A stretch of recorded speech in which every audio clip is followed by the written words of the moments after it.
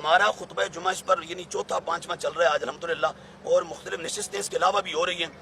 میں نے اپنے خطبہ جمعہ میں جو سب سے پہلا یعنی اس تشویش کے بعد جمعہ، اس میں ہم نے کو 2.5 گھنٹے کا خطبہ جمعہ دیا اسپیشل، اور ایک بڑا اجتماع تھا۔ اس میں نے آخر میں یعنی فائنلی یہ کہا کہ ہماری گردن پہ یہاں چھری رکھ دو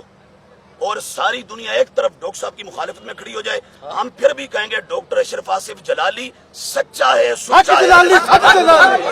حق جلالی سچ جلالی، حق جلالی سچ جلالی، حق دائی حق واسف اشرف آصف۔ جی ڈاکٹر صاحب، اور اگلی بات یہ حضرت نے جو سوال کیا اس پر میں یہ کہہ دوں کہ حنیف قریشی نامی جو راولپنڈی کے خطیب ہے، وہ ایک تو یہ میں کنفرم کر دوں کہ وہ کل بلکہ اس سے پہلے یہ آپ کو بتا دوں کہ وہ شخص مفتی نہیں ہے، خام خواہ اس کو مفتی نہ بولا کریں، مجھ سے زیادہ اس کو کوئی نہیں جانتا۔ میں 2002 سے 4 تک جامعہ رضویہ ضیاء العلوم راولپنڈی میں نے 2 سالہ تجوید و قرات کورس کیا ہے۔ اس کے بعد پھر میں لاہور آ گیا تو دوسرے سال میں یہاں پڑھتا تھا۔ اس وقت لاہور سے کو 5-7 بندوں کی سفارشات ڈلوا کے مجھے راولپنڈی اس نے اپنے بلایا کہ آپ قرآن بڑا سونا پڑھتے ہیں تو ہمارے آگے کھڑے ہو کے آپ تراویح سنائیں۔ میں نے 30 پارے اس کے آگے کھڑے ہو کے سنائے ہوئے، اور میں جتنا اس کو جانتا ہوں شاید آپ میں سے کوئی نہیں جانتا۔ میں اس کے گھر کو، اس کی فیملی کو، فیملی ممبرز کو، اس کے تمام عقائد کو، اس کے مرشد خانہ کو، ایبٹ آباد والا وہ مرید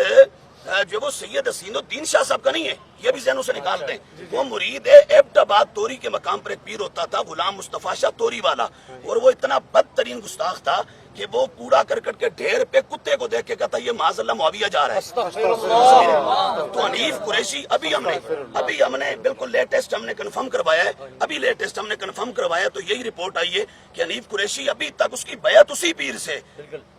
پیر سے آج تک یہ جڑا ہوئے، اور وہ پورا مرشد خانہ گستاخ ہے، ان کے تمام مرید گستاخ ہیں، اور صرف حضرت امیر معاویہ رضی اللہ تعالیٰ عنہ کی گستاخ نہیں ہے، حضرت عمر بن العاص، حضرت ابو موسیٰ اشعری، حضرت مغیرہ بن شعبہ، حضرت ابو سفیان، حضرت ہندہ اور درجنوں صحابہ کے حوالے سے ان کے ہاں شیعوں والا عقیدہ پایا جاتا ہے۔ اور پھر اہل سنت کے عقائد میں سے ایک کہنے اہم عقیدہ ہے ہمارے نزدیک افضل البشر بعد الانبیاء علی الاطلاق سیدنا صدیق اکبر ہے۔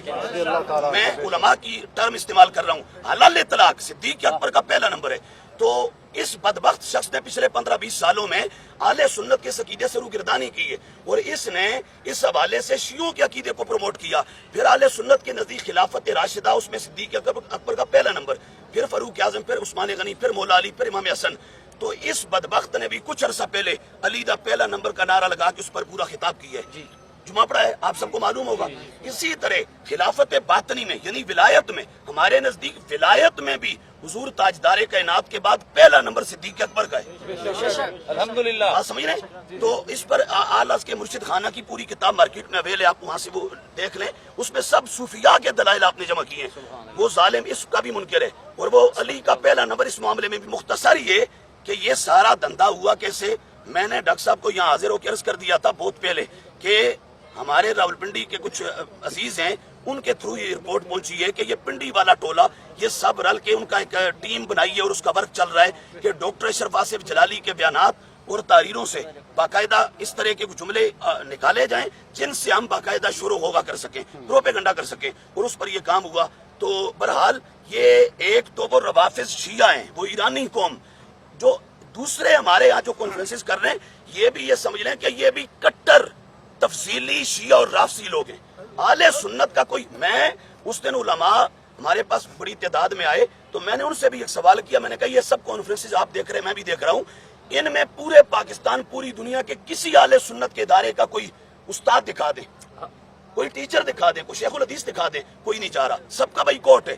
یہ ایک الگ تفسیری بات ہے، اس پر بھی ہم کلام کریں گے کہ یہ اصل ایجنڈا چل کیا رہا ہے۔ تو ڈاکٹر صاحب کو آج کے دور میں غنیمت جانیں، اور ڈاکٹر صاحب کو اپنے لیے ایک انتہائی اہم جانیں، اور ڈاکٹر صاحب کی حمایت کریں، مکمل طور پر آپ کی سپورٹ کریں۔ یہ سب رافضی شیعہ لوگ ہیں، اہل سنت کے باغی ہیں، اور اہل سنت کے یہ غدار ہیں، اہل سنت کے یہ ڈاکو ہیں، چور ہیں۔ انہوں نے ہمارے مسلک کو تار تار کرنے کی کوشش کی ہے، ہمارے مسلک کے اندر افتراق، انتشار اور ایک ڈسپرسنگ کی کوشش کی ہے۔ اللہ تبارک و تعالی ان تمام شریروں سے بالخصوص ڈاکٹر صاحب کو اور بالعموم پوری اہل سنت کو محفوظ رکھے اور اللہ تبارک و تعالی ہمیں اس آج کی مشکل گھڑی میں صحیح جو ہے وہ معنی خیز رول پلے کرنے کی توفیق عطا فرمائے. اچھا ایک سوال ہے کہ یہ شیعوں نے جو دھمکی دی ہے کہ ہم مرکز صراط مستقیم اور یہ سنی مدارس کا گھیراؤ کریں گے، ان کے حوالے سے آپ کیا کہیں گے؟ دیکھیں یہ تو کیا پدی کا شوربہ ہے اور ذاتی کوڑ کلی تے شتیرن ال جپے ہیں. کربلا والے ہم ہیں ہاں. بدر سے لے کے کربلا تک اہل سنت ہیں اور کربلا سے لے کے بغداد تک بھی اہل سنت ہیں اور وہاں سے اجمیر تک بھی اہل سنت ہیں اور وہاں سے اجمیر کے داتا تک بھی اہل سنت ہیں. ہمت کر لو ذرا، تم نظر تو اٹھاؤ، تمہاری آنکھیں پھوڑ کے نکال دیں گے. یہ پوری سنی قوم کا مسئلہ ہے. ہم مر جائیں گے، ہمارے بیرے اڑاؤ. میں نے آج جمعے میں بھی کہا خطبہ